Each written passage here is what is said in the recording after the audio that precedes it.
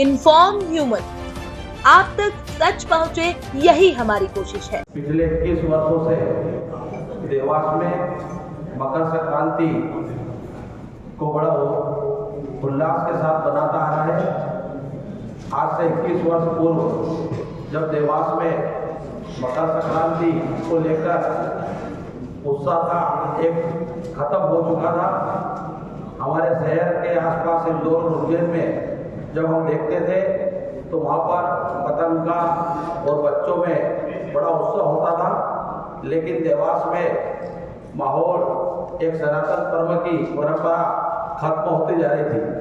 जब हिंद रक्षा संगठन ने इस आयोजन को अपने हाथ में लिया था, जब से लेके आज तक ये परंपरा हम निर्वहन करते आ रहे हैं। 21 वर्षों से पतंग उत्सव के माध्यम से बच्चों को पतंग वितरण, तिलगुड़ वितरण और साथ में धागन का भी वितरण, चकरी का वितरण किया जाता है। और कई बार, अनेकों बार हमने बड़ी भजन संध्या भी करवाई है।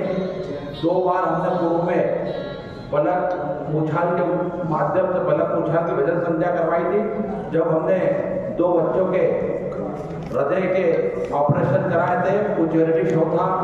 उसके उपरांत भी हम कई बार इस प्रकार के आयोजन करता है।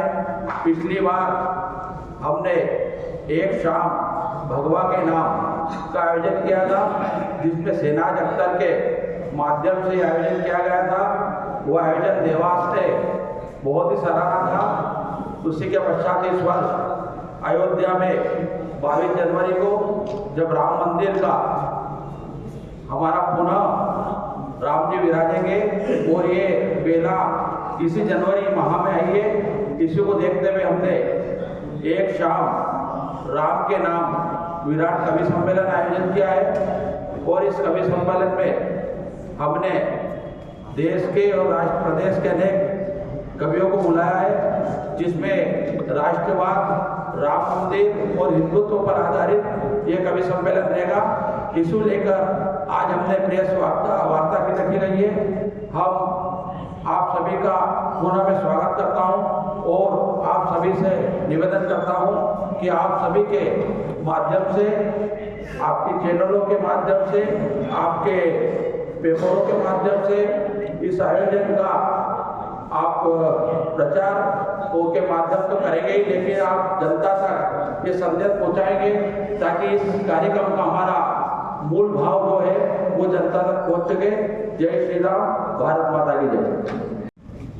सभी पत्रकार बंधुओं को, हमारे अध्यक्ष जी को, पूर्व अध्यक्ष जी को, सभी को बहुत बहुत प्रणाम करती हूँ।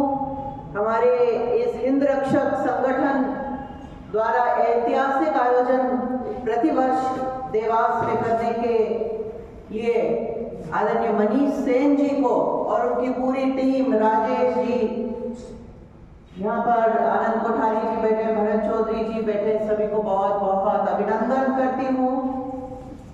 कार्यक्रम की रूपरेखा बहुत विस्तार से मनीष जी ने आपको बताई।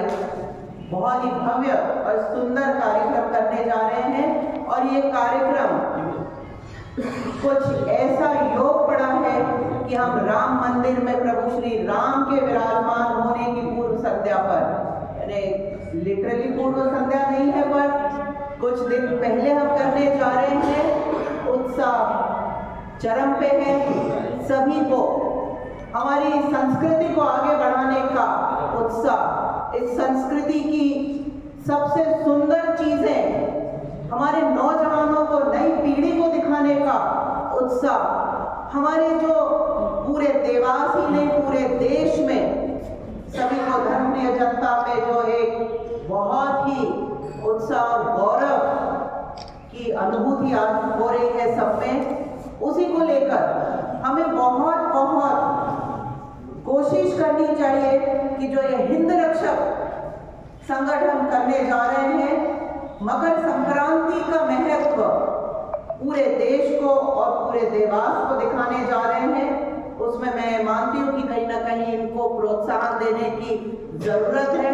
इसीलिए भी मैं आज खुद इनके साथ मिलकर, इनके साथ बैठकर अपनी आवाज बुलंद करना चाहती हूँ कि हमारे बच्चों को मोबाइल फोन के गेम्स से बाहर निकालें, टीवी से, कंप्यूटर, लैपटॉप, उनका महत्व अपनी जगह पर है। मैं नहीं बोलती उनके महत्व को नकार नहीं रही हूँ, पर अति उन चीजों में घुसकर हमारी जो मूल खेल हैं, जो हमारे देश में पतंग का एक महत्व होता था जो गायब होता जा रहा था, पतंग, मांझा, चरखी, कितने लोगों को, कितने बच्चों को अब मालूम है? बहुत कम हो गए हैं। शहर वालों को तो बिल्कुल ही नहीं मालूम है। इस चीज को आगे बढ़ाने के लिए मैं मनीष जी के साथ आवाज उठाकर सभी से आह्वान करती हूँ, इस कार्यक्रम को सफल बनाए, क्योंकि इस कार्यक्रम में हम पतंग बांटेंगे, मांझा बांटेंगे, चक्री बांटेंगे, सभी को, बच्चों के लिए। तो बच्चे उसको लेकर इस आने वाले सप्ताह में इस बहुत ही सुंदर खेल जो हमारे देश का है, पतंग उत्सव, जो गुजरात में एक बहुत ही बड़े स्तर पे मनाया जाता है, पर क्यों ना हम देवास में भी इसको बहुत आगे बढ़ाने की कोशिश करें। इसके लिए आप सभी लोगों से आपका योगदान चाहते हैं कि इसका ज्यादा से ज्यादा प्रचार प्रसार हो। उसके बाद कवि संध्या है, बहुत सुंदर प्रभु श्री राम के चरित्र पर ये कविताएं पढ़ी जाएंगी। आप लोग पधारें, इसका आनंद लें। मौसम भी साथ है आप लोगों के, आप सब पधारें, व्यवस्था उचित रहेगी। आप सबका सहयोग की कामना करते हुए आप सबको बहुत बहुत धन्यवाद देती हूँ। जय श्री राम।